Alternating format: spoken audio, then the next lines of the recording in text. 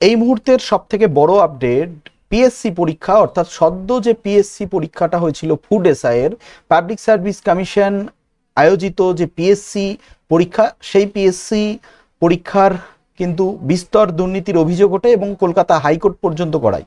Kolkata high court সিআইডির ওপরে আস্থা রেখেছে এবং সিআইডি কিন্তু এই পরীক্ষার দুর্নীতি নিয়ে তদন্ত করছে। এবং এই মুহূর্তের সবথেকে বড় আপডেট হচ্ছে আমাদের criminal investigation department West Bengal অর্থাৎ সিআইডি কিন্তু দুজনকে গ্রেপ্তার করেছে নদিয়া থেকে পিএসসি ফুড এসআই পরীক্ষার দুর্নীতি মামলায়। নদিয়া জেলার দুটি জায়গায় অভিযান চালিয়ে কিন্তু সিআইডি এই গ্রেপ্তার পর্বটা করেছে। কোথায় কোথায়? একটি ধুবুলিয়া এবং একটি কল্যাণীতে।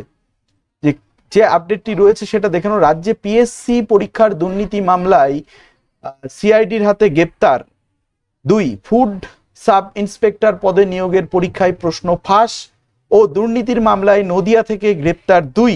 কল্যাণীতে অভিযান সিআইডির, গ্রেপ্তার শঙ্কর বিশ্বাস নামে এক ব্যক্তি। ধুবুলিয়া থেকে পাপাই দাস নামে আরও একজনকে গ্রেপ্তার করা হয়েছে। আজই তাদের কলকাতার আলিপুর আদালতে পেশ করা হয়েছে। তো এখনো পর্যন্ত কিন্তু দুজনকে গ্রেপ্তার করা হলো আজকে।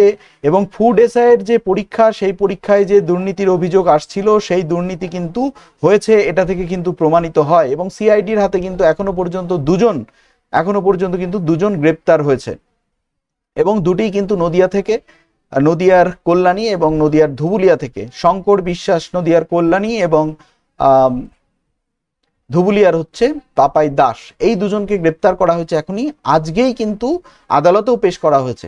পরবর্তী আপডেট যখন আসবে তখন অবশ্যই জানাবো এবং আপনাদের মূল্যবান কমেন্টটা অবশ্যই কমেন্ট বক্সে জানাবেন, যাতে করে আপনাদের কি মনে হয়েছে যে পিএসসি পরীক্ষাটাই কি সত্যি দুর্নীতিগ্রস্তভাবে হয়েছে।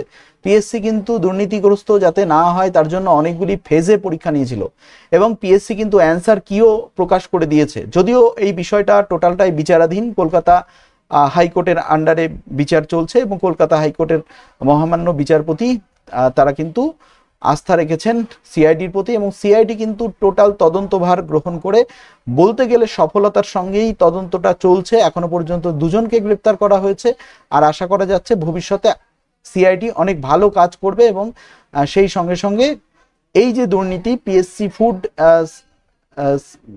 ফুড এসআই, ঠিক আছে, বা ফুড সাব ইন্সপেক্টরের যে পরীক্ষা হয়েছিল সেই পরীক্ষার পূর্ণাঙ্গ তদন্ত করে যারা যোগ্য তারা চাকরি পাবে, এটাই আমরা অন্তত চাই এবং সকলেও হয়তো সেটাই চাই।